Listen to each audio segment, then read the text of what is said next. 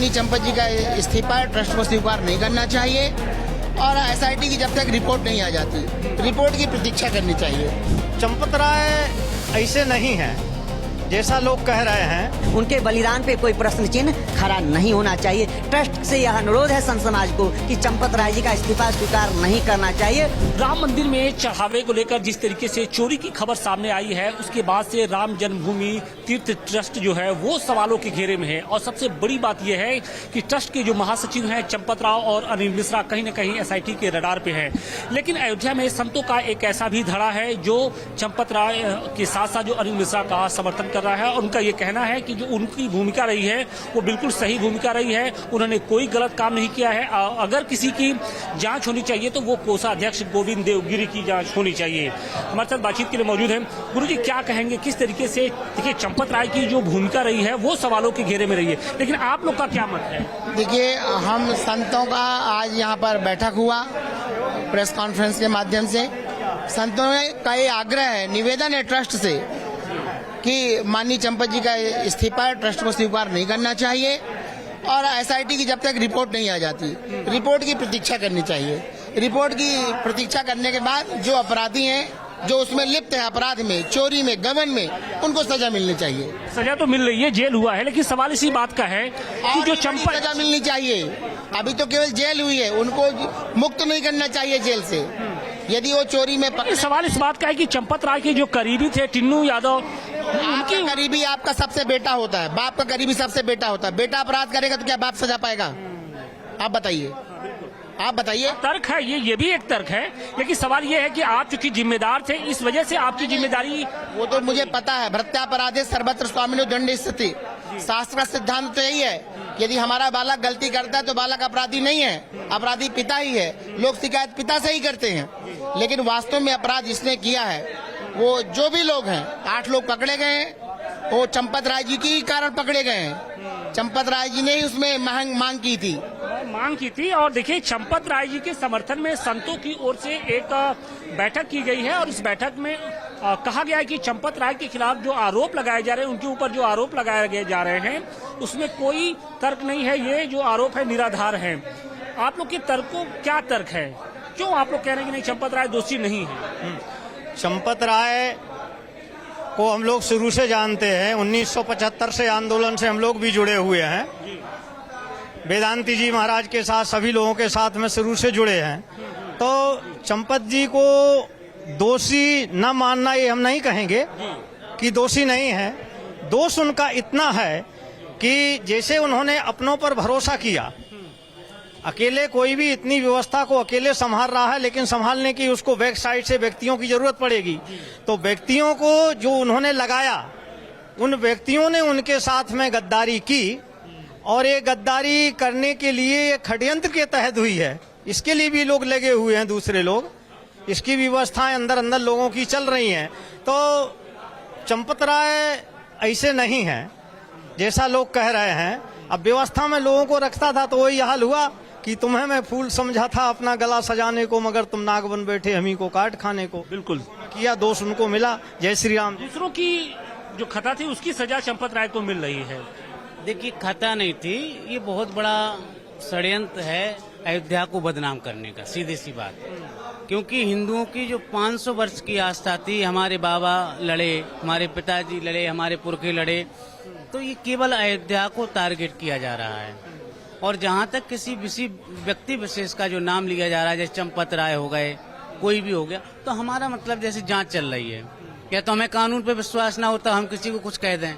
जब जांच चल रही है, जांच का विषय है और जांच जैसी करेगी उसी आधार पे व्यक्तियों को अपना रुख रखना चाहिए। तो आपको लगता है कि चंपत राय का इस्तीफा मंजूर होना चाहिए या नहीं होना चाहिए? नहीं, अभी नहीं होना चाहिए, नहीं, अभी नहीं होना चाहिए। एसआईटी लगातार उनसे जांच पूछताछ कर। हाँ, तो वो एसआईटी काम वो पूछे। अभी जब तक दोष और अवगुण गुण का पता नहीं लगता, दोष पता नहीं लगते, तब तक किसी व्यक्ति को या किसी व्यक्ति के बारे में कहना या सुनना या उसको गलत बात करना, ये किसी का अधिकार नहीं है। ये हमारा भी अधिकार नहीं है, आपका भी अधिकार नहीं है। तो बिल्कुल देखिए, राम मंदिर में जिस तरीके से चढ़ावा चोरी की जो घटना सामने आई है और उसमें चंपत राय की जो भूमिका रही है, उसको लेकर अयोध्या के जो संत हैं वो 2 धड़े में बटे हुए हैं। कुछ लोग ऐसे हैं, कुछ संत ऐसे हैं जो चंपत राय के खिलाफ लगातार बयानबाजी कर रहे हैं, तो दूसरी तरफ कुछ ऐसे भी हैं जो चंपत राय का समर्थन करते हुए दिख रहे हैं। उनका ये कहना है कि मंदिर में गड़बड़ी जरूर हुई है, लेकिन इसका ये मतलब नहीं है कि चंपत राय ही इसके लिए दोषी हैं, क्योंकि जो लोग व्यवस्थाओं में लगाए गए थे उनकी जो भूमिका है वो संदिग्ध है और उसकी जांच कराई जा रही है। और उनका ये भी कहना है कि चंपत राय ने ही सबसे पहले इस पूरे मामले की जांच कराई, इंटरनल इंक्वायरी कराई और उसी के बाद जो पूरा मामला सामने आया है, तो ऐसे में चंपत राय के ऊपर आरोप लगाना बेबुनियाद है।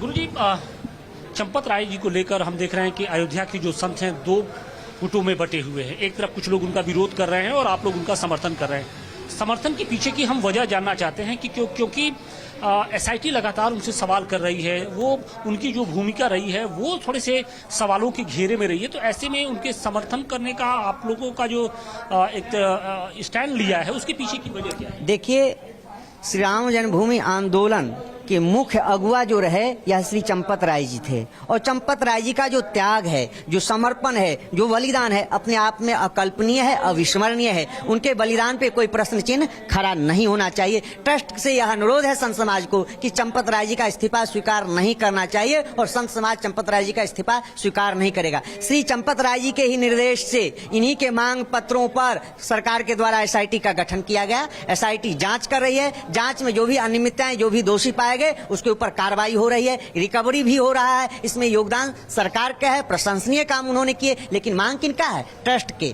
मांग किनका है? चंपत राय जी के। यह कोष संबंधित विशेषाधिकार श्री गोविंद देव गिरी जी को है, न कि चंपत राय जी को है। पूरी व्यवस्था की व्यवस्था देखना, उसके कार्य प्रणाली सबके अलग अलग विभाग बटे हुए हैं। कोई अंदर का काम देखता है, कोई बाहर का काम देखता है, कोई निर्माण का काम देखता है, सबकी जिम्मेदारी बनती है। लेकिन कोष संबंधित विशेषाधिकार गोविंद देव गिरी जी को है। गोविंद देव को आय व्यय का ब्यौरा लेना चाहिए। उन्होंने आय व्यय का ब्यौरा क्यों नहीं लिया, क्यों नहीं दिया? उनके मंतव्य स्पष्टीकरण होना चाहिए। जो 11 तारीख को बैठक रखा गया था, वो 6 तारीख को बैठक कैसे हो रहा है? कहीं न कहीं ये सारे षड्यंत्र संदेह के घेरे में है और अंतर्राष्ट्रीय षड्यंत्र भी हो रहा है। विपक्षी जो आज कभी अयोध्या नहीं आता था, अयोध्या को उपेक्षित रखा था, अयोध्या वासियों को उपेक्षित रखता था, जय श्री राम को बोलने पे जेल भेज दिए जाते थे, संतों पे लाठियां बरते थे, संतों पे जो है गोलियां चलते थे, अयोध्या को रक्त रंजित करने का काम किया, वो आज राम जी के हितैषी कैसे हो गए? वह राम जी का नाम लेना कैसे? जो एक संप्रदाय, एक कौम, एक मत मजहब की बात करता था, जो तुष्टिकरण की घिनौनी की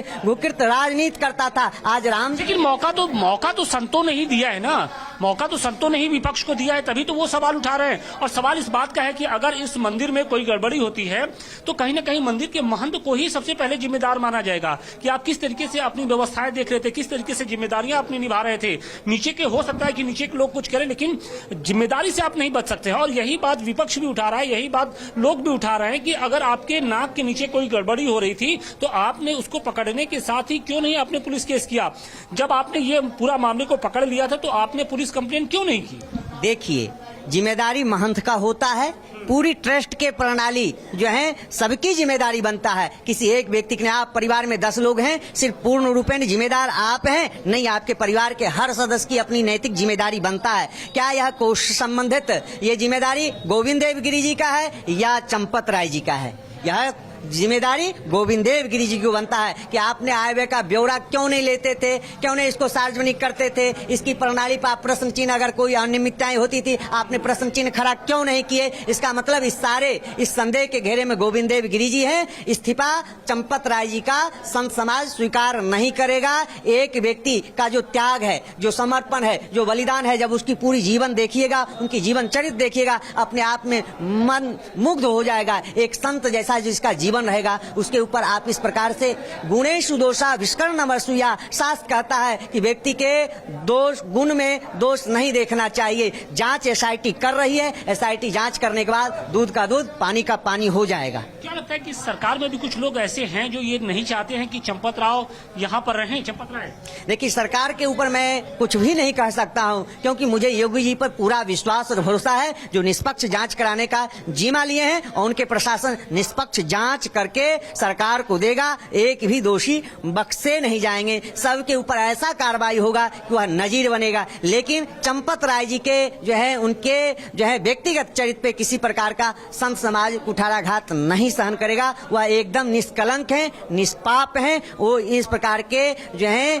विषयों से उनकी संलिप्तता नहीं पाई गई है। धन्यवाद। खबरों की रणभूमि में यहाँ शोर नहीं सोच लड़ती है, जहां शब्द नहीं फैक्ट्स वार करते हैं और हर सवाल खोलता है सच की नई परत।